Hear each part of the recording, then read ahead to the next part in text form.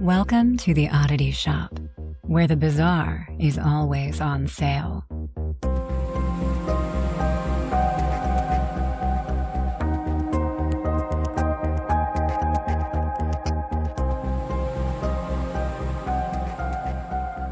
All right, everybody, welcome back to the Oddity Shop. I am sitting here with my beautiful co-host, Kara, my best friend. Thank you. Do you like that? Shinily. I just one syllabled it. I'll take it. Anyways, this is the Oddity Shop, where we talk about creepy, weird, paranormal, odd, occultish, demonic, conspiracy-esque things. Kara's like, wrap it up. Quit saying words. Yes. It's too early. We're recording before noon. We've never done this. And Kara's telling me to wrap it up because she needs to go have a beach day. Well, no, it just feels weird. It just doesn't feel right. It feels like we have stuff to do. It feels like it should be dark and spooky when we record this, and it's bright and sunny. It's not our personalities at all. No, I love the sun. We both love the sun and the beach. That's true. Until I start sweating. All right. All right. What is going on with you other than beach day? All right. Whole lot of stuff there. What about you? Well, I am getting ready for the camping trip. I'm crazy. It's still 5 days out, and the car is half packed, and the groceries are all bought, and I'm so ready to go get lost in the woods. When do you leave? I leave Tuesday, literally the second I clock out of work. Oh, yeah, that's right. Because I just like last year when I did my UP trip, we missed each other. Well, we were going to try to meet. Yeah, because we overlapped by like 2 days. Or something. Yeah, 2 days. Maybe we were going to try to meet, and we're doing the exact same thing again. It's like, why can't we get this together? At least like this year, it's far enough apart and we're not going to the same cities. It was 2 years ago, wasn't it? 2 years ago. Literally, we're going to all the same places without knowing the other person was on the same trip, but we were like 2 days apart. Like, you literally followed my footsteps 2 days behind. And people are probably like, wait a second, I don't understand. How did you guys not know this? My husband plans all these trips and doesn't really tell me until it's like time to go. So like, Zach's like, and I'm oblivious because her husband asked me places to go in the UP. So I sent him a bunch, not knowing that was the dates they were going, which is why you followed us. Right, exactly. Okay, well, so we're both doing that, just a week apart, essentially. Again, don't worry, though. We'll be in the UP together in about a month from today, or likely when people are listening to this one. Oh, yeah, it is like a month from this up. Well, anyways, when you're listening to this episode, we'll be at Paracon. Thank you. In the UP. There we go. All right. Yes. We're both caffeineless. Let's jump into it. Do you have a question for me? What was something you were afraid of as a child? I was super afraid of things under the bed, right? So like I had to have a blanket up my neck. And I don't know if it was boogeyman or what, because it wasn't like standing in my room, but it was like if my foot or my hand dangled off the bed, something from under it would pull you. Yeah. And like I would get mortified about that. Mine was clowns, but also weirdly enough, it is a clown. And I used to think that if my feet showed, he would come out from under my bed and kill me. So the wonderful Patricia, Aunt Pat as we know her, always spoiled Kyle and I. And I don't know why she thought we would want this, but do you remember when it was like a thing to have characters or designs on the plates of your light switches? Yes. Okay. It was such like a 90s, early 2000s thing. Yeah. So I don't know why this woman thought that a clown would be one, but she bought it. Kyle and I shared a room when we were little, and she bought it for us. And I still am traumatized from that light switch plate to this day. Was it like a cartoonish clown, or was it one of those weird, creepy clowns? Do you want to know what? I can't quite remember. I know it was a cartoonish clown, but I'm not even going to lie. I couldn't even tell you what this thing looked like, but it's really upsetting. And I needed Lynn to justify my trauma, and this is her not justifying it at all. Oh, God. Do you remember the horrific nightmares I would have of that thing? No. You don't? No. I remember you guys, one of you telling me, I think it was Kyle, and you didn't want to turn the light on. Yeah, we both had nightmares from it. I had nightmares Sorry about the of dogs. its arms coming out of the sockets and killing us. And Kyle was just straight. You're so dramatic. Thank you. I think it was Thank after you, Mother. Kyle was born. Yeah, Mom, You are little, so dramatic, though. No, I'm just saying. So Kyle was. You asked when, so I said. I meant like. Kyle was born in '92, so maybe a couple years after that. I meant more of like, just did you remember it? But I just. You don't remember us having or me having those nightmares? I didn't know, or I would have took it off. Yeah, you never told me what they were. I didn't know. She acted like, sorry, I just dropped my phone. She be acting like she did not remember that I was traumatized from this light switch. Maybe remember. You should have told her. You heard her words. No, I did. We did. But then she said your Aunt Pat will feel bad. It'll make her feel bad because she bought it for you. See, and then you have people like my mother who would hide creepy haunted dolls around our rooms to terrify us after we watched a horror movie. She'd be the opposite of I'd take it off. Denise would be putting those light switches on everywhere room in the house. So anyway, that was my trauma. And if you haven't guessed it, we are talking about clowns in a way. Oh, no. I know.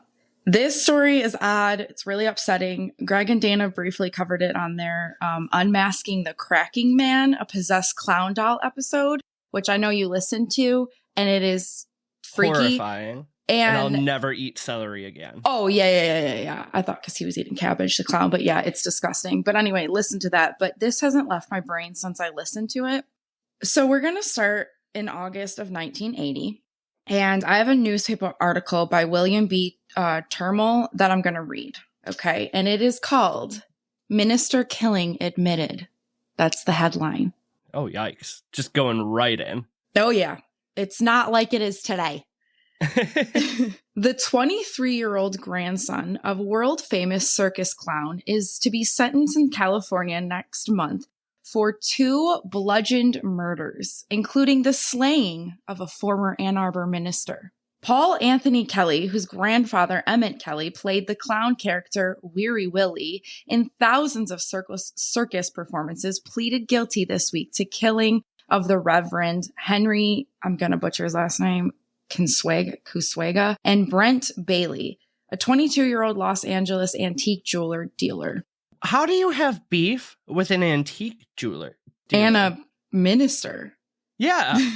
I didn't even think about that. I got caught up on the antiques. The plea in the I can't say it, case was to a first-degree murder charge, while the plea in the Bailey homicide was a second-degree murder. The slayings occurred within a 2-week period in the near Oceanside 40 miles of San Diego, California. So 66-year-old former senior pastor of the First Presbyterian Church, was found last November 16th beaten to death in the beachfront cottage in Oceanside, which he had rented to write a book. Can you imagine just the local minister had retired from the Ann Arbor Church several years ago to teach whatever. I don't care about all that. Okay, so basically, if you keep reading this article, if they say bludgeoned and slayed any more times, I just can't even.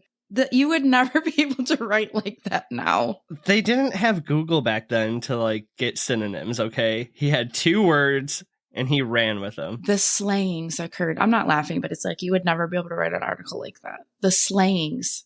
No. Anyway, it's this article. I'm not going to read all of it like I just said, but it is the grandson of a clown character called Weary Willie that killed 2 people at the age of 22 years old. You can look it up if you want. Like I said, it's called Minister Killing Admitted. Perfect. Okay. Wait, so was he a clown? Well, let me get into it. All right. Paul Anthony Kelly was the grandson of the famous sad clown Weary Willie. Growing up with his family character, he was involved in the family business and toured with the circus starting in 1975. Sadly, Paul was missing a leg as he was involved in a train accident. And he basically used this to his advantage, and he performed as a one-legged high wire artist. Oh my God. Yeah, I know. That takes talent, though. That's really actually wild to me. When I thought about it, I was like, I don't even want to look it up. I didn't look it up because it would give me anxiety. Okay, so however, a high wire artist wasn't his dream.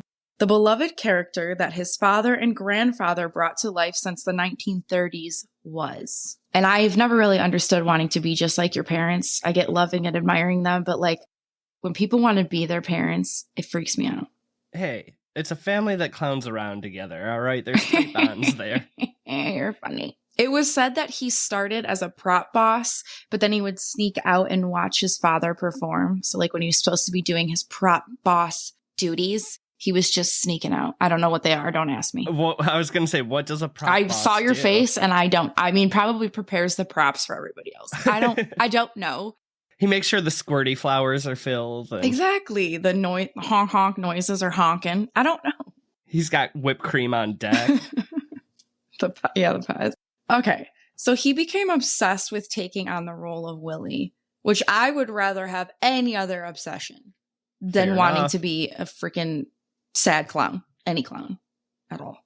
Hey, don't knock people's dreams. Paul just knew that this was his destiny.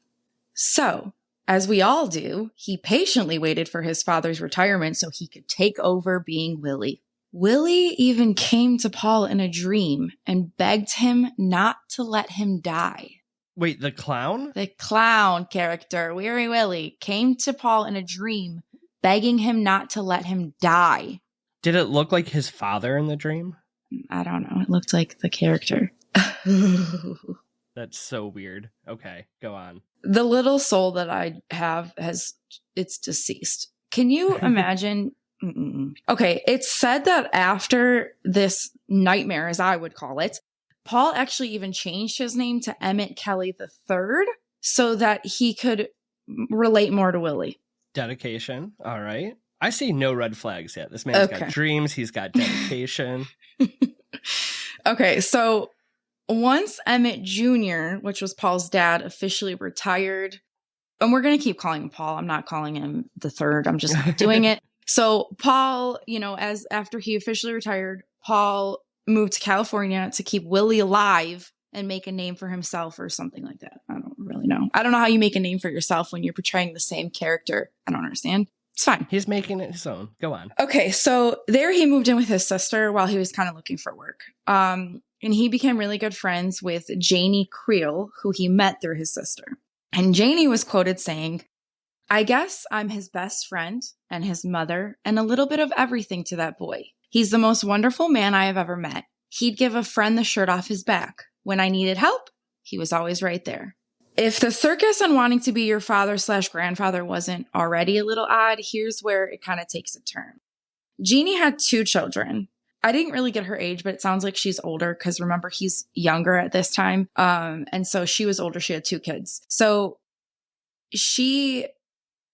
oh my God. Paul would privately perform as Willie for her 2 kids, which just sounds fucking terrifying to me. A private clown. Maybe he's practicing. Sure. I don't know. I feel like you definitely need more than 2 people in the crowd, but you know what? That's what I'm saying. He's got to find his footing. Sure. But this is where, I don't know did I say Jeannie? I think it's Janie. This is where Janie would notice that Paul had a second completely different personality. Now you might say that that's exactly what acting is, but this was different. She actually even had a nickname for it. And she called it Pawpaw. And she said, this is her quote, "I called him Pawpaw because he had 2 personalities. There wasn't just one paw, there was 2 of them. So he was Pawpaw. The first paw was sweet and lovable and nice to everyone and everything. But the second paw was ornery and mean. He was sitting in a chair when I seen that look across his face. The second paw would have a long, sharp face. Even the skin would change to hard and rough, and his voice would change to old, nasty paw. I'd go over and tap him on the shoulder and say, 'Paw, I don't like the second paw, bring the first paw back.' And he'd go off in a corner and say, 'Willie, you have to leave now,' and he'd be all better." I have goosebumps from my forehead to my toes. What the hell is wrong with that woman letting him be around her children? Okay, first of all, what year is this again? He moved to California and holds police. I think it was like 1980. Okay. So maybe some undiagnosed mental health issues. Clearly. Yes. But not. Also clown possession. But we're just going to act like that's normal, and we're just going to tap on the shoulder and be like, I want the nice paw back. Ew. Would he change only in costume, or would this happen like whenever? Well, let me continue on. Okay. Go on, please. All right. So friends and family noticed the drastic personality changes and said that he seemed to embody almost like his grandfather, like when his grandfather was kind of in that character. Yeah. And Paul himself once said, sometimes I felt as though Willie was taking over my body, just as he did my father and grandfather. Once he earned enough money to move out from his sisters, he got a 2-bedroom apartment. Oh, good for him. Moving up. When he was asked what the second bedroom was for, he happily explained it was for Willie. No.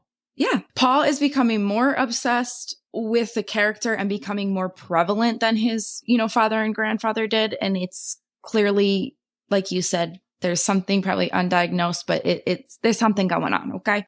So he said, I do a lot of thinking about my other self, the little hobo. I start feeling sorry for the poor little guy. Seems more like he is somebody I know instead of just me working for a living. I'm really getting so I feel like 2 people, me and that little tramp. And so help me, I'm beginning to like the little guy better than I like myself. And I kind of hope he feels the same way about me. Oh, man. As this went on, Paul started going out and heavily drinking, and he even developed a drug habit. At 22, it didn't seem that Weary Willie was making like the same type of life that it did for his dad and grandfather. And for Paul, it was just kind of deteriorating his life. And November 16th, like we heard, the body of Henry was found beaten and dead. And when police visited a local bar that Henry was known to frequent, a bartender recognized the police photo of Henry and was quoted saying, yeah, older guy, said he was a writer, nice guy. He spent most of the night talking to a kid, a regular about 22. He said he was the grandson of that famous clown, what's his name? Emmett Kelly. He might be related. He talks a lot about the circus. He has no left leg. Said he lost it in a train accident when he was little. Pretty weird kid if you ask me. He said he lived with a guy named Willie. Oh, no. Neighbor, yeah, go on. First of all, I have chills. If you're going to commit a crime, mm-hmm. like, let's think about our appearance and the trail we're leaving. Like, if you're and I'm not knocking the disability, but you have one leg, yes. And you talk about being a clown and all this stuff, like, people are going to remember you, maybe think twice about the evidence trail and impressions you're leaving It's like behind. the one time me and my friend Tom were out and some guy held a gun to us. And when we had to go to court, they're like, can you identify him? And I'm like, yeah, he's the guy with one arm and one eye. You can't mistake that. Right. You can't be like, oh, that was this other guy. No, it's clearly obvious it was you. Okay. Yes. Okay. Neighbors, I was just kind of pulling some quotes, but neighbors of Paul were like stated saying, the guy spends a lot of time getting stoned and watching his new TV. Don't ask me where he got the money for a color TV when he asked me for a loan of $2 the other day before he came home with it. So it's just like you can see that even like his neighbors are seeing like he's just locking himself in the house, like, which is creepy because he then is telling people that he has essentially a roommate named Willie and people literally think he does. Oh, gosh. It's really unsettling. Eventually, Paul was found and he admitted that he goes on as many as 3 acid trips a week and that he became involved with a life of amphetamines, marijuana, acid, cocaine, and other various pills. Whoa. Mm-hmm.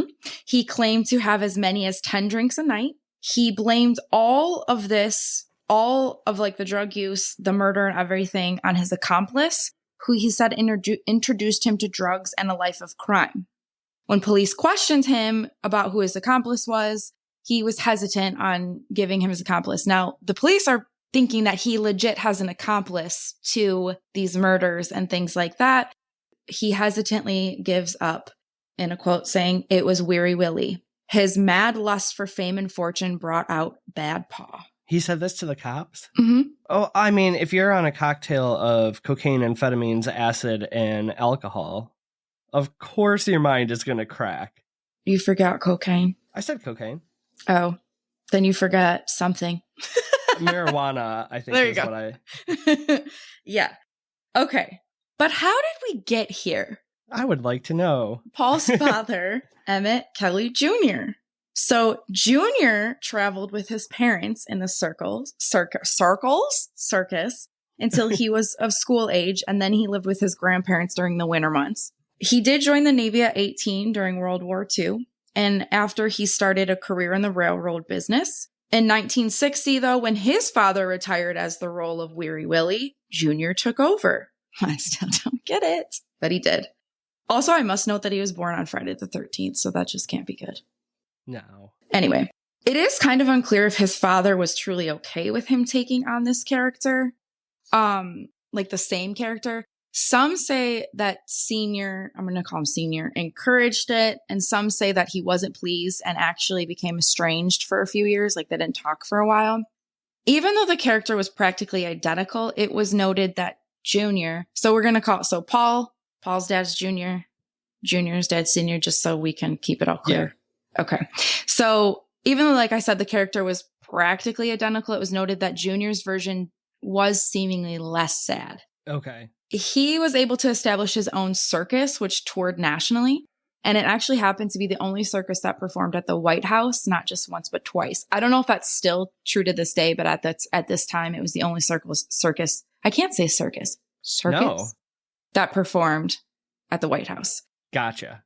He was also really big at supporting charities and hospitals. He did a lot of like events and stuff like that. He really was a beloved person and he really did care. So he really did love his character. He loved the circus. He loved helping make people happy, even though it's a sad character. Yeah, no wonder Senior was upset with it. His kid's making the clown too happy. Well, probably. I don't know. He continued to be Willie until he was 81 years old and finally retired in 2004. Whoa. Yeah. So that's kind of a brief overview. It's pretty much all happy, great articles if you look it up of how the character was loved, cherished, whatever. I mean, if you can totally think of this character, especially like in the 80s, like you can think of like those little tchotchkes of like little clowns that had like the sad face, like the straight. Was it like the really overdrawn facial features and? Yes, kind of. But let me just show you a quick picture so you can. I know you know what Weary Willie looks like. Everybody does, and if you can't think of it, the sad clown. Yeah, he was like the sad hobo clown with the big frown, kind of white face. Oh, okay. Yeah. The hobo looking clown. That's what I said, the hobo clown. Okay. Gotcha. So anyway, like I just said, he was cherished, loved, whatever. If you read about it, everybody loves it. Everybody's still selling books and signed things from him. It's like, I don't understand the fascination, but it is. Now that I've seen the picture, if you guys pause the podcast real quick and look it up, because once you see this clown, you know you know exactly who it is. So, like I just was saying, this is a damn clown. This is wrong to me, but whatever. Junior's personal life, though, was like diminishing. So we know that Paul lost a leg in an accident, and Junior did come home from touring to be there for this tragedy. However, it was a short visit. He had to get back to touring because he claimed Willie's got itchy feet. Oh, okay. So he's starting to make the personality for Willie. As you can imagine, this didn't go over very well. So his wife and the mother of his 5 children eventually left him because she felt the character of Weary Willie had literally taken over her husband. And she was quoted, living with Junior was like living with Jekyll and Hyde. So he had a successful career. But that's really about it. Gosh, it's one of those things where it's like, if you take somebody at face value, you're like, oh, how did this happen? And then you dig a little bit deeper. Right. So now you have Paul's dad that was getting taken over by this character, lost his family because of it, was like not really involved in family tragedies. I mean, your small child, because he was young when he lost his leg in a train accident. He lost his leg. And he only visited for a short amount of time because he had to get back because Willie had itchy feet. You would almost think it would have the opposite effect on Paul, right? Correct. Like, right. That's why I don't for the understand. Yeah. Right. Okay. But how did we get here? Emmett Kelly Sr., the master clown. Emmett Sr. was an American circus performer born in 1898. He was originally a trapeze artist in the 1920s, and he married fellow performer Eva Moore.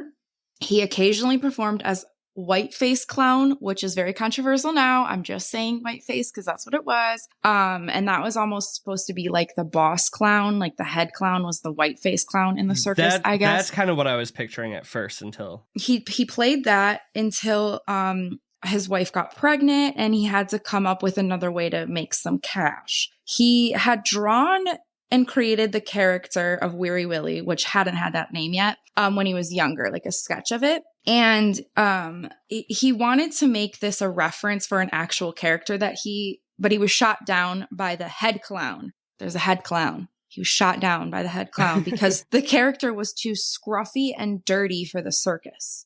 Okay, so this character was... The circus screams scruffy and dirty, though. But they're happy. No, at this point, they're all happy clowns, right? It's a circus. It's supposed to be, like, over the top, excited and happy and annoying and, like, you know. So, but once the Great Depression kind of hit and pictures of tramps and hobos started making their way around, Emmett was able to showcase this creation.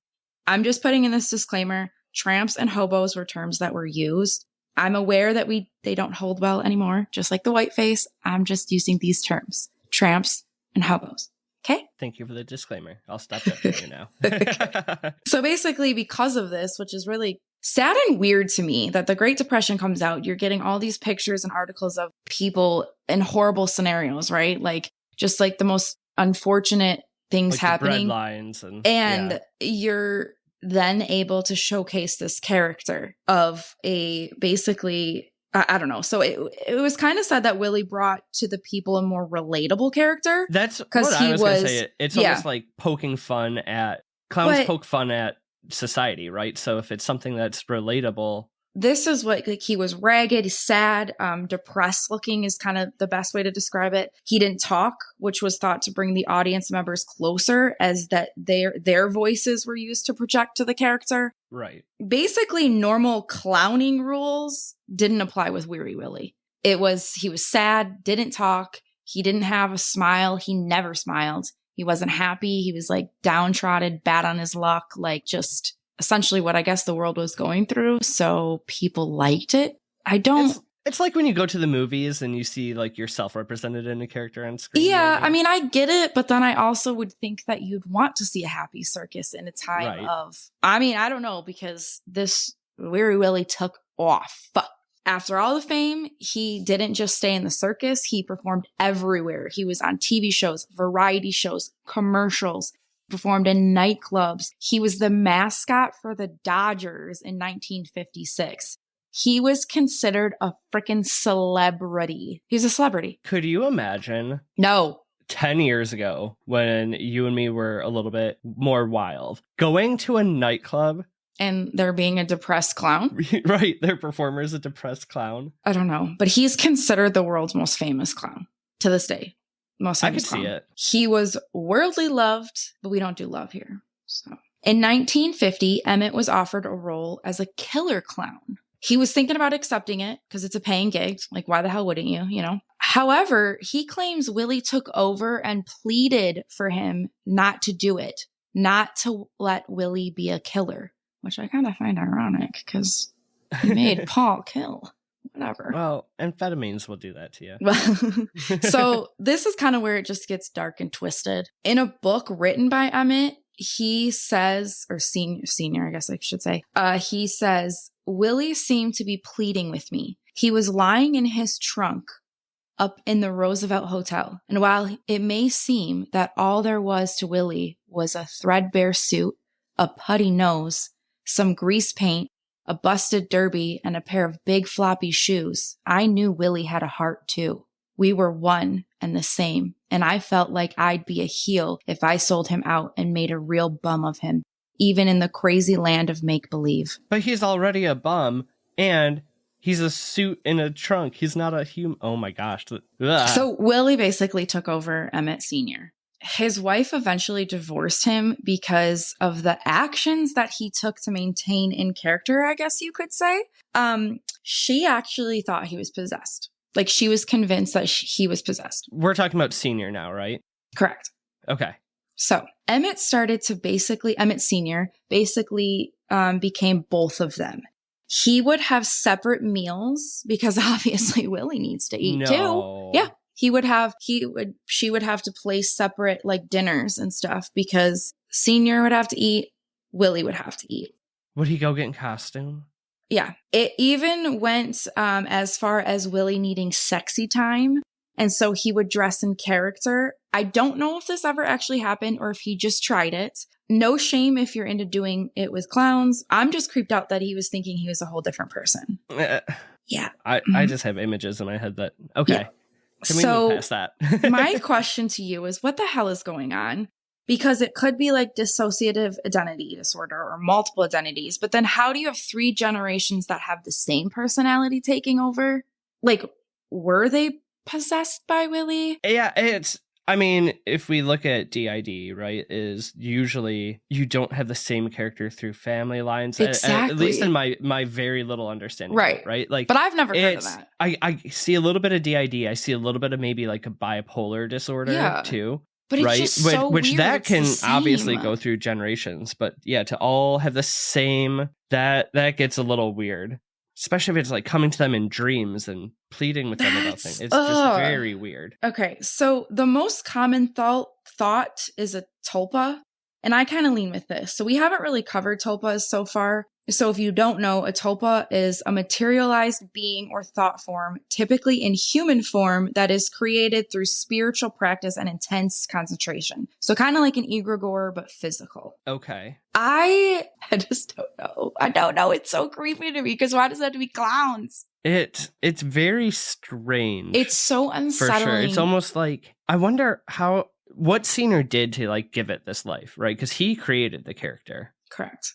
I wonder if he had any of like the mental health issues possibly before the creation? Okay, well, I couldn't find anything. And it was actually really hard to find any like stuff specifically on like Junior and Paul, other than like Paul and the murder, and like Junior a few things, because everything is just Weary Willie and how happy and everybody loved him, and like all these articles about how great it was and it was legendary and like all this stuff. So it was really kind of hard, because what I was curious to know is like, okay, so Senior retired, right? He ended up having to retire. It said that he was kind of angry that Junior took over this role, which I kind of would think that he was. However, I was trying to find stuff to find out like, well, how did he act after he didn't have to portray this character anymore? Was he still acting strange and like weird things? Was he okay after he just had to give up this character, this role? Like, and I couldn't find that about Junior either. Like, how did he act once he retired and then his son took over this role? Like, right. I couldn't find anything like that, because I think that would be really interesting. That would help narrow it down, whether it's like a mental disorder, right, or if it's actually a possession related to this character. Right. And it's like nothing comes up, which makes me think that maybe they were fine, which is even creepier. So like, was it some sort of possession or a tulpa or something that once you kind of got in character in a way, then it took over you? Like, I don't know. It's very weird. And I'm sure that a lot of times any sort of like paranormal, like, I don't want to say attacks, but attacks or things like that usually happen like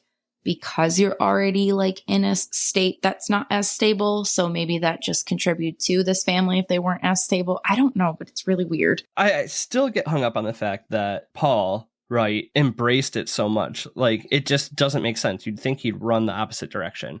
So maybe it is something with this character just picking its next host. Well, and it reminds me of The Mask. Yeah. Yeah. Really. It's creepy. And it's like they all kind of had dreams of like, you know, Paul had a dream of like not letting the character die. Like, don't let me die. And that's why he was like, yeah, I'm going to, ew, what the fuck? Okay. Can we go back to the murders though that Paul did? Do we know anything more about that? Like, so why did he kill this minister and a I didn't find anything that said why he did it. I mean, I guess if you're on that many different drugs, I will say makes sense. Yeah. So if I go through this article a little bit, it does say that, now we're talking about Paul again, Deputy District Attorney said that the state decided to accept the plea of second-degree murder, a charge reduced from the first degree in the Bailey case, because there exists a question of Kelly's psychiatric stability. Okay.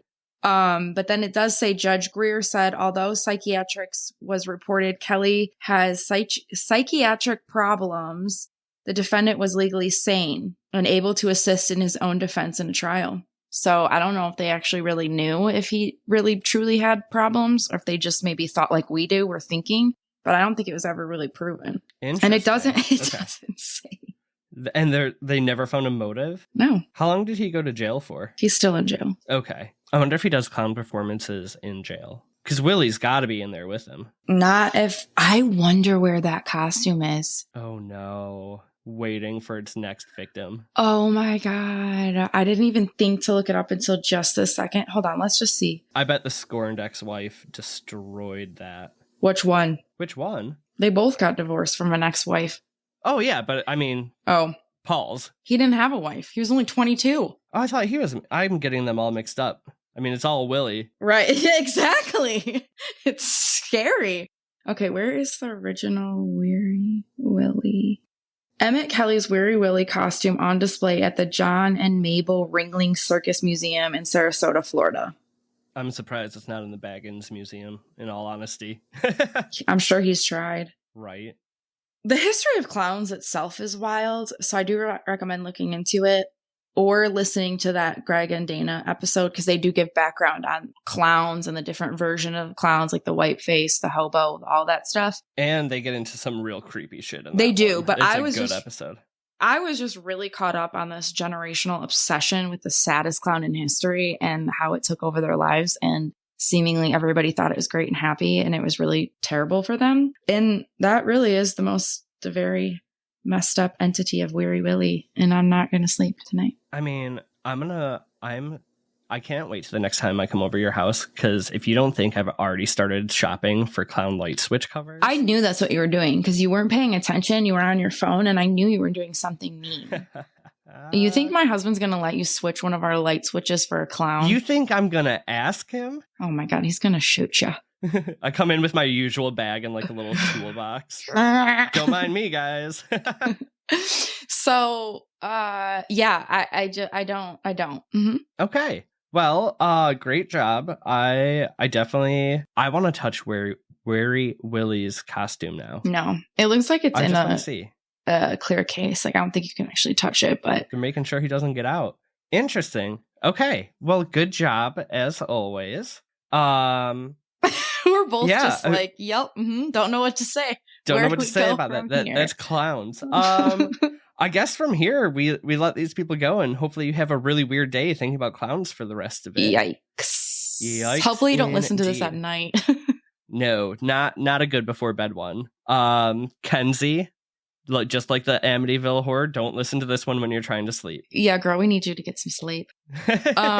Okay, well, anyway, thanks for listening. We appreciate you. Like, subscribe, comment on our stuff. Share the show with a friend if you want to. We would love more people to hear our voices. Mm-hmm. All of our references, thank you, are in the show notes. And most importantly, creep it real, oddballs.